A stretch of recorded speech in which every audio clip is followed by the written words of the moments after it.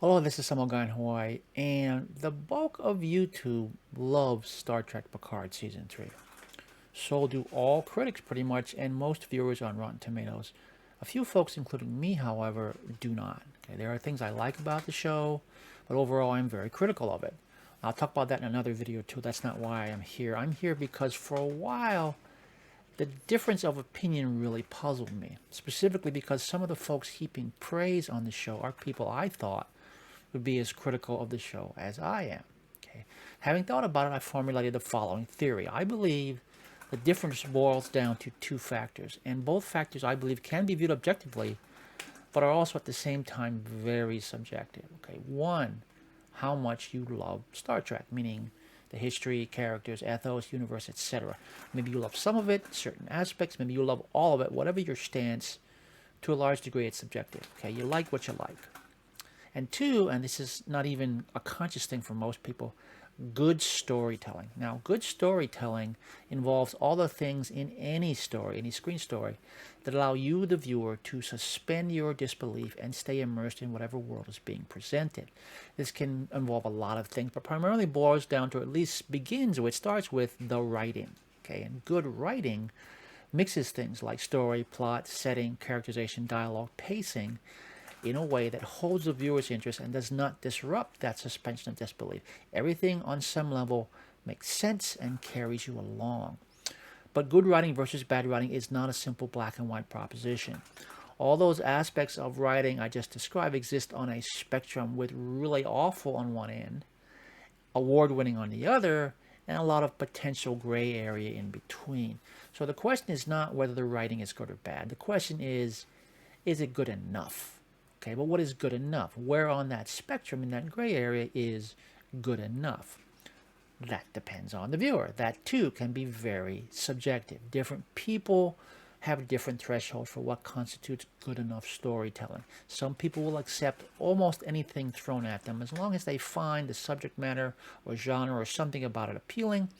Others, like me, tend to be much more critical, less forgiving. So, subject matter that you like and storytelling that is good enough. But these are not two completely separate things. There's an interplay between the two. Okay, you may not be a big Star Trek fan, but as long as you don't hate it, if presented with a smartly written Star Trek story, you may still enjoy it. And of course, how smartly written depends on your own expectations. Good enough is subjective. On the other hand, some people, given enough stuff they really like, will have less of an issue with storytelling. Give them enough cool Star Trek stuff that they like, and the bar of what constitutes good enough storytelling goes down, often unconsciously. This can happen with anything: Star Wars, James Bond, Sherlock Holmes, whatever. But we're talking here about Star Trek, and that, I believe, is what I'm seeing with Picard Season 3. Okay, there's been a lot of pushback from much of the fan base against modern Trek. For some, it started with Star Trek Discovery. For others, it goes clear back to J.J. Abrams' 2009 Star Trek movie. It's not monolithic. Every fan is different. Some actually like some of the new offerings. Others are more nuanced in their criticisms. But the fact that so many people are unhappy with the last 14, 15 years of Trek, to a degree greater than anything that happened prior to the end of Enterprise and the last Next Generation movie, should be self-evident to anyone paying attention. A lot of people have been unhappy with new characters and or storylines. Many have criticized the retconning of established characters and or events and or the Trek ethos itself. Okay. Picard seasons 1 and 2 did not escape any of these criticisms. There were plenty of people saying they weren't even going to bother with season 3, including me. I watched all of season 1 and liked some things and disliked others. I watched 2 episodes of season 2 and never looked back. I was done. Okay. But then a few people, Robert Meyer Burnett in particular, started saying things might be different. Robert had an in with showrunner Terry Matalas, a veteran from the late Next Gen era shows and movies. Terry was apparently given free rein to do whatever he wanted. He crafted a story that got buy-in from pretty much all the Next Generation main cast, and then some. All those folks were coming back. Okay, Robert eventually got to see the entire series 3 times, and he could not stop singing its praises. So I was very, very hopeful. And then I started watching. Episode 1 was decent. There was a lot I liked, but also a lot of questionable writing.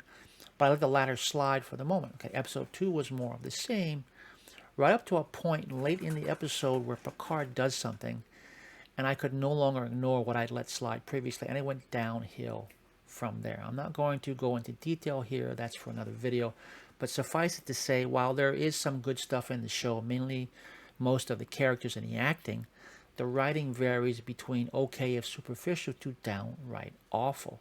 The show also wallows in nostalgia, which I could maybe tolerate were it not for the writing. Okay, it's been that way through 8 episodes, and I can't see it redeeming itself in the last 2. Star Trek used to be smart most of the time. Given the demands of episodic television of past decades, not every episode could be City on the Edge of Forever. We occasionally ended up with a Spock's brain and everything in between. But Picard Season 3 is a 10-episode serialized story that the writers had plenty of time to craft, to put together a story with the multiple threads that was smart, tight, and believable, and that's not what we got. What we got was a whole lot of nostalgia loosely tied together by superficial plotting shot through with holes. That may be good enough for some fans.